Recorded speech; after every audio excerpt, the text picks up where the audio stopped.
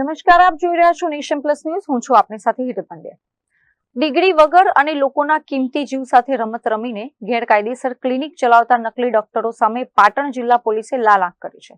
પાટણ જિલ્લાની એસઓજીની ટીમે હારીજ અને સમી પંથકમાં બાતમીના આધારે દરોડા પાડીને બે ગંભીર કિસ્સાઓનો પર્દાફાશ કર્યો છે. પાટણ જિલ્લાના ગ્રામીણ વિસ્તારોમાં ગરીબ અને ભોળી જનતાના સ્વાસ્થ્ય સાથે ગંભીર ચેડા થતા હોવાની વિગતો એસઓજી પોલીસને મળી હતી, જેના પગલે પોલીસની જુદી જુદી ટીમોએ હારીજ અને સમી પંથકમાં ઓચિંતું ચેકિંગ હાથ ધર્યું હતું. આ દરોડા દરમિયાન ચોંકાવનારી વાસ્તવિકતા સામે આવી કે બે શખ્સો કોઈપણ માન્ય મેડિકલ ડિગ્રી કે કાયદેસરના લાયસન્સ વગર ખુલ્લેઆમ દવાખાનું ખોલીને લોકોને એલોપેથી દવાઓ અને ઇન્જેક્શનો આપી રહ્યા હતા. પોલીસે બંને ક્લિનિકમાંથી એલોપેથી દવાઓ, કિંમતી ઇન્જેક્શનો અને સ્ટેથોસ્કોપ સહિતના મેડિકલ સાધનો મળી કુલ 35,000 રૂપિયાથી વધુનો મુદ્દામાલ જપ્ત કર્યો છે.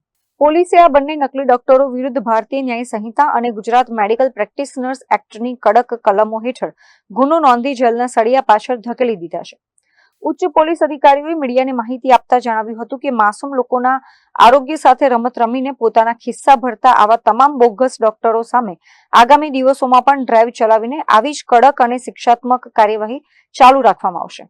આ સફળ ઓપરેશન બાદ પોલીસ તંત્ર દ્વારા સામાન્ય નાગરિકોને પણ એક ખાસ અપીલ કરવામાં આવી છે.